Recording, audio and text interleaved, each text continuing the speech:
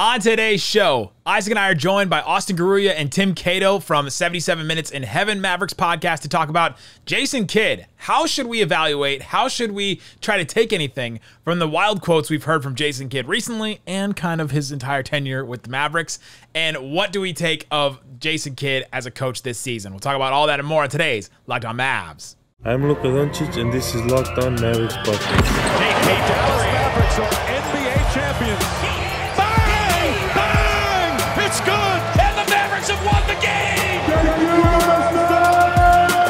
If you don't believe, you shouldn't be here. All right, welcome in. We are here. Nick Angstadt from Locked On Mavericks, Isaac Harris from Locked On Mavericks, Austin Garyooa from 77 Minutes in Heaven, Tim Cato from The Athletic, 77 Minutes in Heaven. I guess technically Austin's The Athletic as well. Do we count that? Dime, baby. I'm dime. I'm going to count The Athletic. I'm also going to count New York Times. I'm just going to keep stealing bylines. Whatever bylines we can get. We're gathered here today to talk about Jason Kidd, the coach of the Dallas Mavericks, and the wild quotes we've gotten recently. We've gotten just some insane quotes from Jason Kidd, and we want to first talk about some of our favorite ones and talk about the ones that stand out to us the most. We're going to do like a pseudo fantasy draft of which have been our favorite so far. What do they mean to us?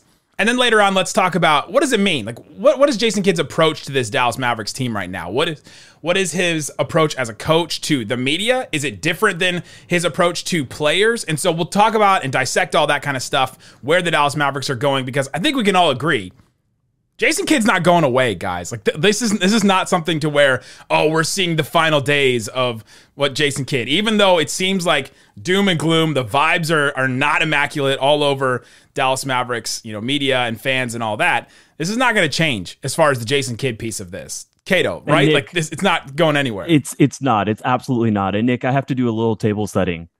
There are times, so you and I are consistently in this post-game press conference, and there's times, you usually sit a few rows, like a couple rows behind me. So we can't quite like side out, throw a glance over at each other. But after Jason Kidd goes on and one of these sound bites come up, the debrief. We might debrief. I might pop over to your row. You might sneak up to mine and just be like, that's sure a collection of words that was just said. Surely that won't go viral on Twitter and every other Mavericks fandom internet space. And so, like, even in the very moment, I think we have a pretty good grasp of like, oh boy, here we go again. Here we go again. People are not going to like that one. As recently as I'm not playing, I'm watching. We got just that. Like you guys. We got that one. But guys, let's just go through and what's been some of your favorite quotes from Jason Kidd, and then I'll set the table as far as where that quote came from and why it was said. Go back to the beginning, though. The beginning. Yeah, I want to start at the beginning. Maybe Isaac did too. Well, one of y'all said recently, I think it was Nick. Nick was like, recently, Jason Kidd's fired off some quotes. I'm like, I don't know if it's just been recently. I mean, we're getting a good little 2-year stretch here of some, the bingo card of quotes is looking pretty nice right now. But let's go back to the beginning. What are some like ones at the start of the Kidd experience in Dallas the touch the do car? The one about Reggie Bullock. Well, here's here's the first drop I ever took from Jason Kidd. Good morning, Isaac. and then now we have, of course, the infamous. I have to apologize that you felt that he should have played more. This goes back to after the first 3 games of the season. Reggie Bullock was like the one free agent that the Mavericks brought in. He was supposed to be this wing. We all saw the vision. Like we all saw what he was supposed to be on the team. First 3 games of the season, he plays 15 minutes, 17 minutes, 17 minutes. And so I asked him the question, what does Reggie Bullock have to do to play more? And I get this from Jason Kidd, the head coach. I have to apologize that you felt that he should have played more. What did that signal to you, Isaac? Why is or Cato? Why is it the first one that stands out to you? Nick, real quick, you said this over Zoom, right? Yes. Yeah, I think so. Yeah. This was a road game, and they were still doing Zoom interviews, which just adds another. He wasn't talking to you in person in the flesh. He was talking to you over like this TV setup. I believe it was Atlanta in the press room that was kind of set up from scratch. So he was talking into a television monitor at you when he said this. I just want to. That is important context to me. That is very important. Why does this one stand out though? I mean, Austin, you want to go? You got something? I think it just set the tone. It set the tone that the kid is self-aware, maybe a little too self-aware. Maybe he's a sentient head coach, and it kind of set the fun. I was like, oh, he's gonna be funny when he's here, and he's lived up to it. He's been funny the entire time he's been. No one can take that away from him. You can criticize his tactics, you can criticize his rotations, but the man is funny, not intentionally, but he is very funny. Austin, you've been one of the few Mavs media, Mavs fans that have like embraced this side of Kid. We've seen it from the beginning, like you said. I mean, there's this dry, like very, very dry, like desert in the daytime dry humor that he has, that he'll just like try and like paste over a comment that he says. But you've embraced it. What made you turn? You know, we had so many Rick press conferences, and I think I was just tired of hearing Rick say Rick things for 10 years, or just randomly pick on somebody for no reason. I've just for no reason just destroy some random journalist's life. I enjoy Kids. Raise your hand if you've been there. I believe I was there. All of us just raised our hands. You know what? I appreciate Kid having a little humor. It adds a little. It's entertainment, and it adds the entertainment. If you're for losing, for having a bad time, if you entertain me, I'm gonna be happy about it. That's one way to appease me. I'm easy. I'm like a dog. There was that. I was gonna say that about Rick. Like, at least Jason's not a jerk. Like to us, like at least he'll fire off some stuff. I mean, I guess you want to talk about how close to the line he gets on that. Okay, let me say this of like what it means, because I think that was the first time, and now after let's just say 2 years of hearing Kid quotes, I do say this is one of my biggest, like, I'll say, issues with him and his like coaching style with as far as talking with the media, is it feels like he deflects so much. And you can look across and find the common denominator in so many of these quotes that it's so much deflecting. When Rick was here, and no matter however they lost, Rick immediately was like, "Hey, that's my fault. I should have drew up a better play. I should have." And he's full of crap sometimes, but still, it's like he took that. How many times over the past 2 years has he said something that is deflecting of, "Hey, you got to ask Luka that. Yeah, you got to ask Nico that." Or my favorite, hopefully he gets an opportunity to play. We got to find more minutes for this player. Like, no matter what, it's like, bro, like, that's you. Like, you're deciding if X player, Jaden Hardy, whoever it is going to play. And even down to the quote, this is an underrated one, but hey, if it's with this personnel, you have to keep asking or bending these guys to play defense. Oh, that's a good one. Okay, let's shot at Nico here, and so so many of these quotes are, even looking at the Josh Green one, when Josh Green fouled at the end of that game, he said, "I didn't want to foul, but for whatever reason, Josh fouled." And it's like, God bless, like, just drive by on Josh here. And I think that's my biggest thing is he deflects so much to other people for it's their fault, it's their reasons, them, not me. So I don't know. Coming up, how do the players respond to Jason Kidd? How has it been different than fan and media interactions with him? We'll talk about that coming up. But before we do that, let me tell you about Nissan's most electric player of the week. It's brought to you by the all-new, all-electric 2023 Nissan Ariya. The Nissan Ariya player of the week is pretty clearly Jaden Hardy for this team. And I'm just going to go back, maybe it's a little bit farther than a week, but over the last 6 games or so of Jaden Hardy, 6 games, 20 points a game, just about 4 rebounds, about 3 assists, almost a steal, just about 1.7 turnovers, shooting 46% from 3, getting 4 free throw attempts per game. And Jaden Hardy's been exactly what you want in an electric player. He is taking fearless shots, honestly. Stunningly powerful, just like the Nissan Ariya. Great stuff from Jaden Hardy this week. And he is a player that you just look at and go, okay, there's some hope. All this doom and gloom, and you got somebody to look forward to. The 2023 Nissan Ariya packs pin you to your seat power and premium intelligence in an all-in-one EV. Shop now at nissanusa.com. Yeah, and when you say, shot at Nico Harrison, obviously those two guys have a close working relationship. Yeah. That comment, I highly doubt had any of, if Nico even saw it, like, he wouldn't care. But it is deflection, It is saying, well, I'm not at fault. It's somebody else at fault. And then it almost reminds me of when you say, he's like, well, that would be a question for somebody else. He's even done it with like, well, that's a question for the analytics people. I think that was sorry, that was my bad, guys. Exactly. But that came from that quote which was him responding to a Nick tweet that it was a tweet, but Jason Kidd called it a report. We had this one recently. We take the analytics and look at everything you guys write to figure out if we can please you guys. That was the one you have to go back where it was March 13th is pregame, and you asked him the question, right, about big man lineups, and Jason Kidd brought up a tweet that I sent about like who is the best big to pair with Luka and Kyrie, and he pointed out who's capable of playing with one another. I think there was a report today that you saw our best big is Dwight Powell. And so when you look at that, you look at him with Kai and Luka, he's the best big. And then it was, I think, Maxey and then C. Wood. And so we take the analytics and look at everything you guys write to figure out if we can please you guys.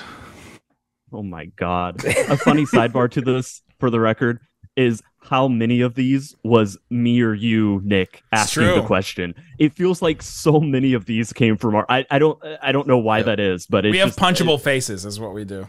It must be that. It must be that. Austin or Isaac, please make sense of this quote. That's all you, Austin. This one, I also personally love this. This might be my top 3 kid quotes.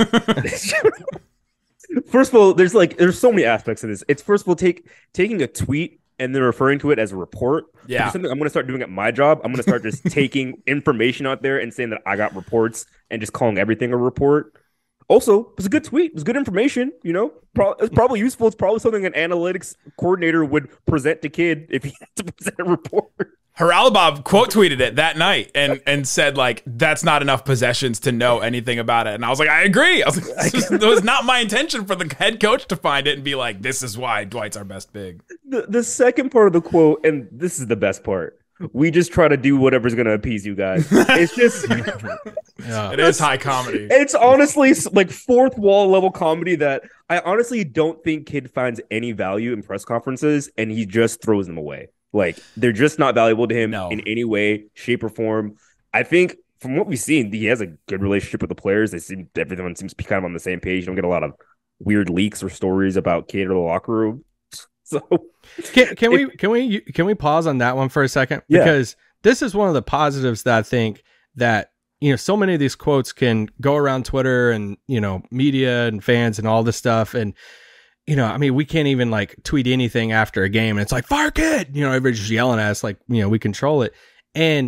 But to my knowledge, and, Tim, obviously you're beat reporter and everything on the team. To my knowledge, I haven't even heard anything at all about Luka not liking him, the players not liking him, or something like that, to where, like, towards the end of Rick's time, or even not towards the end, you would hear different things about those relationships, but I haven't heard anything about Kidd and the players and all of that, right? Yeah, Tell absolutely. me if I'm wrong. Yeah, no, I think when it comes to things that Jason Kidd is doing, the thing that stands out way more to me is him getting in the bottom of the dog pile after Maxey hits that game-winning 3. That to me is more symbolic of his relationship with the players saying that they really like his, calm, even approach, even if it seems like, after a big loss, a avoidable loss, that it should be something beyond even. To me, it does stand out in that way. And what Austin said is really, I think you kind of nailed it, Austin, when you're like, he doesn't care. He doesn't find value in the press conferences, with a few exceptions, and I'll get there in a second. I think that Rick Carlisle over the years would have narratives he wanted to push in press conferences. And Jason Kidd, for the most part, has not done that. He just kind of takes the question at face value. The lineups one with Dwight Powell and Christian Wood is definitely a narrative he's pushing, though. So everything, when it comes to narratives he's pushed, I've only seen it with one player, and it's Christian Wood. Because even was it 7th game of the season when they lost to OKC? He was like, well, you guys wanted to see a different lineup, a different closing lineup out there. I forgot about that. That was good. There is one player that I've seen him push a narrative on, and it's Christian Wood. Tim wouldn't know about this narrative if it wasn't for his DMs. I don't get them anymore. Do you guys still get them? No. No. I burnt that bridge pretty quick recently. There's a bunch of bangers still that we have not gone over. This is a classic one. I don't always tell you guys the truth. This was back in when was this one? This one was recently. You All asked, the quotes are going together. they are all going together. This was December 16th, a win against Portland. You asked him if they ended up, the Mavs, did you guys end up coming back to living and dying by the 3? And he was like, yeah. He's like, Yeah, I don't always tell you guys the truth. Man, I forgot what I'd asked, but yes, I do remember this quote. oh man. And oh man, I'm trying to think. I might have to Google it and let one of you guys talk, but I had written something about something to that effect. And I think he might have actually been referencing something I had written in an article just like a few days prior, because it kind of stood out to me in that way. It was like that wording, that phrasing, it might have been on a podcast as well, but I had said something very similar to that where I was just like, yeah, he just kind of goes up and says things. And it really made me think because for the record, I'm very aware that Jason Kidd has listened to at least one 77 minutes episode, if not multiples. And, Twitter isn't the coach. He, clearly Twitter he knows isn't the what coach. is being said. Play it one more time. The Twitter isn't the coach one was back in December 6th. It was before a Nuggets game, and fans were asking for Jaden Hardy to play. This is an away game. Mathematically, they probably haven't thought about that side. They just feel it's just they should play. Well, that's good, and I think we all want them to play. We've been healthy, and those minutes are spoken for. When you talk about Luka at 40, someone's only going to be able to play 8. Why does it sound like he's struggling with this? You have Spencer at 30. Those are spoken for. So it's hard, when you're healthy. You just have to be patient. This is not slowed down. And I know society isn't patient, or Twitter isn't patient, because they want it now in fantasy leagues and all that. But this is a job, first and foremost. And my job is to put those guys in a position to be successful. And, right now we got a good thing going. Hardy has to wait. Ask Josh. It's... Did you put this at 0.5 speed? Twitter isn't the coach or the player. It's just a platform to express your opinion, and that's as far as it goes. If Twitter was a player, what position? Oh my gosh! I didn't realize that quote was that long. It would be Theo Pinson's position. Yeah, that one was a really long one, and then maybe the most famous one. I'm not playing. I'm watching, just like you guys. This came after the blown 27-point lead against the Lakers. Yeah, I'm not the savior here. I'm not playing. I'm watching, just like you guys. And as a team, we got to mature. And we got a lot of new bodies coming back, and we have to grow up if we want to win a championship. There's no young team that's ever won a championship, mentally or physically. Is this a narrative being pushed? Is this another example of him being like, I can't always control the way Luka wants to play or the style, the dictation? Is he coaching Luka through the media when he says this? Yeah, because we've heard him talk about his complaining to the refs too. Like, we've got to mature. I think this quote right here is exactly we've got to mature as a team. Was a direct shot at Luka. Like, we talked about this on Locked On Mavs. It's like the first time we've heard Kidd call Luka out in a press conference when it wasn't like directly, but it was pretty much directly. Like, if you listen to it, you put the dots together. Yeah, I mean, Luka was asked about it after that game, right? Yeah. I think he was after Kidd that night, and I think he said something like, "Yeah, I probably agree with him," something like that. I think he said it's probably true, and I'm like, yeah, okay. that's what it was. That's exactly what he said. Yeah. Oh, that one's gonna go forever. Coming up, does Jason Kidd even care how he comes off to Mavs fans? And should he? Talk about that coming up. But before we do that, we're always throwing money at something. Kids' school supplies, a new house project, a third ball handler, the list goes on. It's time to stop spending your hard-earned money without getting anything in return. That was where Ibotta comes in. You can earn cash back on every shopping trip. Ibotta gives you cash back on hundreds of grocery items, to personal care items, to pantry goods, all kinds of different things.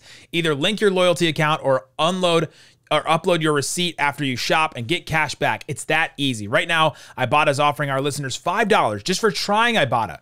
Use the code LOCKED, LOCKED, when you register. Just go to the App Store or Google Play Store, download the free Ibotta app. This is free. You can download it for free. They'll give you $5 just for trying it. Use the code LOCKED. That's Ibotta, IBOTTA, in the Google Play or the App Store, and use the code LOCKED so that you can earn cash back on hundreds of online brands and retailers too when you start with Ibotta. So go check it out. Again, Ibotta, IBOTTA, promo code LOCKED. Then the... No one's dying. This one. That was a great. The no one's dying here. March 13th. It was after the second Grizzlies game they played. It was without Luka and Kyrie. And, it was Tim Cato asked him, are you concerned about this season? Is there concern about this season if you guys maybe miss the playoffs? Once the season's over.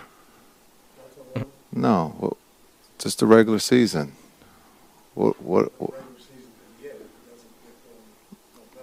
Well, that's true, too. Then there has to be concern. Pause it, Nick. What Tim Cato just understand our health. Oh man, I can't pause it, but go ahead.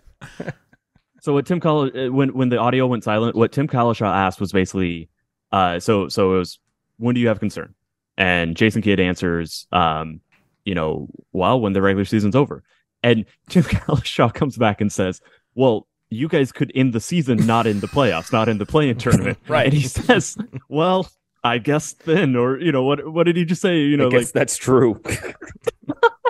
This is where I agree with Austin, where it is high comedy, because he's just no one's dying. No one's dying. It No one's dying. Is what it is. Okay, so this is where I think part of the apathy comes from. We had a big conversation on Locked On Mavs about the apathy of Jason Kidd to us, like to media. And when he's talking to media, he's not just speaking to us. Like, we are the conduit between those words and the rest of the fans. He's talking to the fans, even though he doesn't maybe see it that way.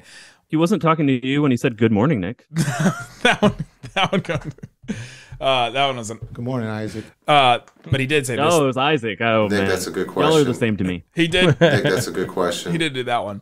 But what do we think about his apathy and how he's like presents himself to fans then in that way? Because does that matter? Because we've talked about earlier that it doesn't seem to matter to players, but does it matter to fans, and should it?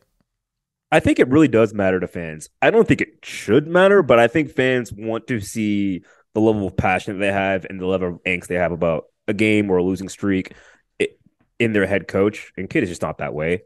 But I do think that is very important, like, to a fan. Yeah, my favorite is when, Luka's getting texts, and some fans are like, hey, why didn't he go out there and get that tech for Luka? So Luka didn't have to get the tech. I'm like, guys, if y'all think if Jason Kidd yelling at a ref is going to stop Luka from yelling at a ref, then I don't know. We got a different opinion about Luka talking with refs, but I don't know if that would be, I find his, like, how he talks with us about different things. I'm like, all right, I think I would, like, play around with the media too. I think I would, like, probably lie a few times just to play. Like, I would walk away and be like, dude, I just gave them a heck of a quote and they're going to run with that so much. And that's hilarious. Yes. The thing which is probably why he listened to 77 minutes. The thing that does bother me, though, is what I said earlier, is the deflecting of, it feels like nothing is ever his responsibility, his fault, any of that. But anyway, this is another deep cut that goes along with that of the deflecting. Is this was November 15th after a Clippers loss, and we're not built, yet, in the sense of we only have two ball handlers, so. And with the way that they play, they switch everything in their length. And so you have to have multiple ball handlers on there to have any success. And we literally had just Spencer and C. Wood out there, and we couldn't throw it in the ocean. But we're not built yet. We only have two ball handlers was just one of the, to me. Wait, whose fault is that, Jason? Right. Using the one team building slot they had available this summer to sign a center who thinks he's a ball handler. Yeah. But, hey, his hook shots, those are fun. The time he dribbled around Luka in the Phoenix series. I saw he ripped him and took it. Yeah, that's right. Yeah. I got a couple honorable mentions. Yeah. He had one earlier this season talking about the defense. He's like, hey, People come to see points. Nobody's here to see 80 versus 80. He was right about that. Yeah. Actually, can we stop down on that one? Because when we talk about him having a very dry sense of humor, especially the opening few months of his first year as head coach, he would constantly make jokes, like very obvious statements of like, well, we hope Luka can play 45 minutes. And then without even a pause, without even like a comedic pause, he'd be like, I'm joking, guys. I'm joking. Yeah. Leaning into the microphone like I just did. And, that kind of goes to the dry humor. I'm not like, that's just the thing. There's just the thing that happened. Twitter. Like, that's a joke. Yeah. That's a joke. I remember him saying like early on, like him wanting to make sure his demeanor came across the right way. I don't have an issue with that. But it's also really funny how there's times where he's like listing players and, who could contribute or could be backup point guards. And then he'll be like, I hope I didn't forget anybody. And no disrespect meant to anybody who, maybe I didn't just name there. And it's just like, it's weird because it's people both, forget about Frank.